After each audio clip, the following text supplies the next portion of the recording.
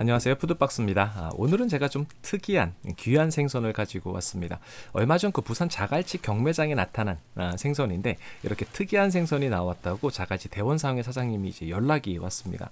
제가 이 생선을 이제 가끔 노량진 수산시장에서 볼 수가 있어요. 그러니까 1kg 정도 되는 크기를 봤었는데, 이제 보내주신 카톡을 보니까 이 사진 보고 깜짝 놀랐습니다. 이렇게 큰 거는 저는 처음 봤거든요. 무게가 무려 3.28kg 정도 돼요. 선도도 선어 횟감으로 사용할 수 있을 만큼 아가미 상태가 아주 좋았습니다. 전 이걸 이제 택배로 이제 1박 2일 걸려서 받았고요. 일단 꺼내서 이제 어떤 생선인지 좀 자세히 살펴보도록 할게요. 일단 생긴 모양 굉장히 예쁘게 생겼어요. 근데 이 생선의 이름은 바로 선홍치라는 생선이거든요.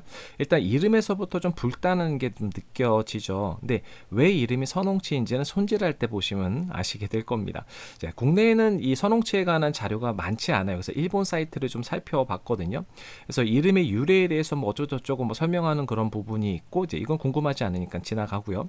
여기 선홍치가 굳이 흰살 생선인 이유를 설명을 하고 있어요. 그 이유는 뒤에서 손질하는 부분을 좀 보시게 되면 되는데, 요약을 하면 이렇습니다. 붉은 생선은 이제 미오글로빈으로 이제 붉게 보인다. 근데 선홍치는 색조의 색소로 인한 것으로 이제 근본적으로 다르다. 뭐 이런 이야기예요. 그래서 여기 이제 비교한 사진이 있는데 바로 가다랑어랑 이제 비교한 사진이에요. 근데 살색이 보면은 이제 거의 비슷하죠. 근데 선홍치는 마치 연어처럼 색소에 의한 그러니까 색이기 때문에 흰살 생선이다, 이런 거 설명을 하고 있습니다. 그리고 이제 요리법은 모든 방법으로 다 가능해요. 회로도 먹고 구이로도 먹고 조림이나 탕으로도 모든 조리법으로 사용이 가능하다, 이런 설명이 있습니다. 자, 일단은 이제 생긴 모양 좀 자세히 이제 보도록 할게요. 눈을 보게 되면 마치 금눈돔처럼 커다랗고 맑아요. 예전에 제가 빛금눈돔 리뷰한 적이 있죠. 그리고 이제 비늘 같은 경우는 굉장히 작고 촘촘하게 박혀 있습니다. 선도를 보게 되면 이제 아가미 같은 경우는 굉장히 상태가 좋았습니다. 그리고 이제 재미있게 생긴 부분이 입이에요. 이렇게 잡아당기면요, 앞으로 쭉 나오게 되거든요. 상당히 많이 나와요. 이제 길쭉하게 생긴 게 참 재미있게 생겼죠. 자, 이제 바로 손질 시작해 보도록 할게요.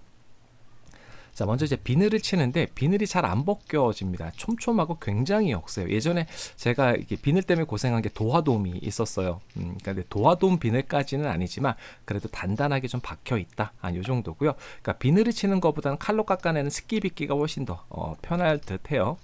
그리고 이제 지느러미 정리를 하고 이제 내장을 제거할 건데, 이게 보니까 이 아가미 쪽에 칼을 집어넣으면 이제 피가 쭉 나오잖아요. 근데 선도가 안 좋으면 피가 거의 안 나옵니다. 그런데 피가 흐를 정도로 이게 굉장히 많이 나왔어요.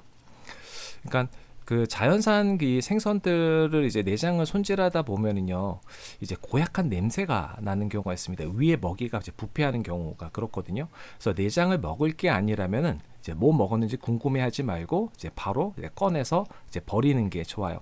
그리고 자연산 같은 경우는 내장에 이제 고래배충 같은 것들이 있을 수 있는데, 선도가 좋은 것들은 다 이렇게 동글동글 활성도가 없는 상태로 있습니다. 그리고 이제 신장 제거를 하는데, 특히 이렇게 큰 물고기들 신장은 좀 커요. 그래서 이제 조리용 핀셋 뒷부분으로 살살살 긁어내시면 이제 쉽게 제거가 됩니다. 네, 선홍치 이제 대가리 잘라내고 이제 꼬리 잘라냈고요. 그다음에 이제 포를 뜰 건데, 이 손질할 때 그런 느낌은 이 굉장히 그 탄력이 있다, 이렇게 표현할 수 있을 것 같아요. 그러니까 이게 좀 이렇게 시간이 지난 거라도 좀 이렇게 탄력이 있었고요. 이 살이 이제 빨갛게 보이죠. 그렇지만 아까 말씀드린 것처럼 흰살 생선이라는 점, 그러니까 미오글로빈으로 인한 것이 아니라 색소로 인한 붉은색이라는 거, 그래서 흰살 생선이다, 이거고요. 이제 손질할 때 그 느껴지는 감촉, 상당히 좀 탄력이 있습니다. 이제 가다랑어 같은 거 생선은 조금 이제 부드럽고 좀 무른 편이에요. 그런데 그것보다는 훨씬 더 이제 탄력이 있었고요. 그다음에 이제 갈비뼈 제거하는 건 그렇게 어렵지 않게 좀 커다라니까요. 그리고 이제 복막 부분도 이제 이렇게 제거를 다 했습니다. 그리고 이제 가운데 뼈는 이제 앞부분 쪽에 좀 커다란 것들이 몇 개 있어요. 그래서 이거는 핀셋으로 뽑아줬고 한 요 정도 뼈가 나왔습니다. 그리고 전체적으로 보게 되면은 지방이 이제 그렇게 많지는 않아요. 좀 이렇게 단단한 편이고요.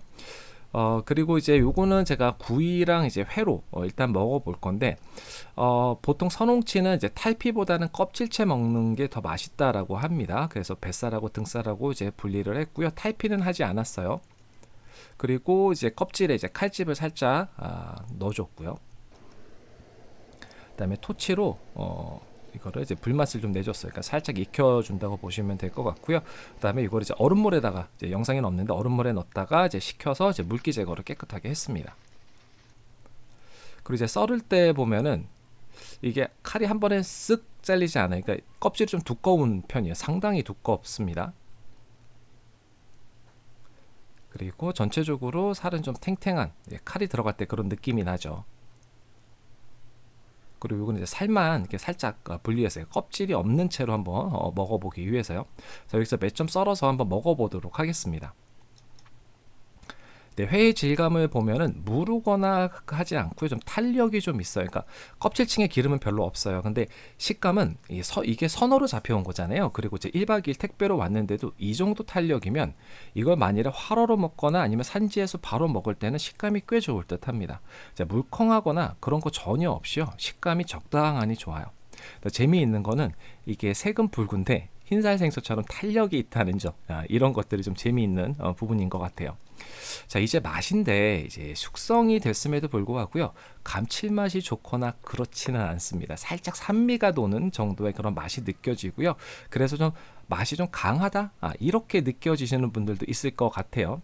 그리고 이제 껍질 부분인데, 이제 껍질은 상당히 두껍고 이제 씹는 맛이 좋습니다. 이제 감칠맛이 좋고 산미가 돌잖아요. 그래서 그런 점들을 이제 껍질의 이런 식감이 이제 어느 정도 보완해 주는 그런 느낌이에요. 그래서 껍질이랑 같이 먹는 게 훨씬 더 좋은 것 같아요. 그러니까 뱃살 부분도 좀 비슷해요. 근데 느끼한 거 싫어하시는 분들한테는 상당히 좋게 느껴질 것 같고요. 뭐 기름지거나 감칠맛 좋아하시는 분들은 좀 아쉽게 느껴질 듯합니다. 그러니까 호불호가 확실하게 나눠지는 그런 맛이다라고 생각하시면 될 것 같아요. 자, 이제 이거를 살짝 구워서 제가 먹어봤거든요. 그냥 기름 두른 팬에다가 이제 먹던 이제 횟감으로 먹던 거를 이제 구워봤어요. 지금 그러니까 겉에만 거의 살짝 익혔다고 보시면 될 것 같아요. 그렇다고 뭐 속까지 안 익은 건 아니고요. 근데 이게 맛이요, 익혔음에도 불구하고요, 이 모양이 그대로 잘 살아 있습니다. 그만큼 조직이 좀 단단하다는 것을 느낄 수가 있죠. 그러니까 맛을 보게 되면 조직이 단단하다 그랬잖아요. 그러니까 탱글탱글한 그런 탄력이 있는 그런 맛이에요. 네, 구이가 풍미가 훨씬 더 좋고요, 식감도 좋고 훨씬 더 저는 맛이 좋았습니다. 그래서 요거를 이제 탕으로도 이제 한번 끓여보도록 하겠습니다. 그러니까 전체적으로 이제 반쪽 남은 거잖아요. 이제 요거는 이제 썰어서 이제 구이용으로 다 썰었고요. 그만큼 이제 구이가 저는 이제 맛이 워낙 좋았어요. 네, 그리고 이제 소금 간 같은 경우는 좀 충분하게, 이제 시간도 충분하게 주시고 소금도 넉넉하게 해주시는 게 좋은 것 같고요. 그다음에 대가리하고 이제 뼈는 구워서 국물을 냈거든요. 그러니까 일반적으로 하는 그 맑은탕 끓이는 방식으로 하셔도 되고요. 그러니까 저는 이번에는 좀 특별하게 이렇게 이제 해봤습니다. 그래서 요거는 이제 오븐에다 구워주고, 맑은탕 기본적인 재료만 들어갔어요. 무하고 양파하고 마늘, 요거만 넣어줬고요. 그다음에 아까 구웠던 것들 이제 넣어서 해주면 약간 더, 저는 이렇게 하면 좀 풍미가 조금 있긴 한데 그냥 끓여도 맛이 좋습니다. 그리고 구이는 이번엔 그릴에서 구웠어요. 그래서 한 15분 정도에서 좀 많게는 한 20분 그 사이에 해주시면 될 것 같고요. 그다음에 다 끓인 것들은 이제 국물만 따로 빼놨는데, 요 남은 것들 있죠. 요거 버리지 말고 그냥 드셔보세요. 이거 진짜 맛있어요. 네. 쫄깃쫄깃한 식감도 있고요. 아주 고소한 맛이 일품입니다.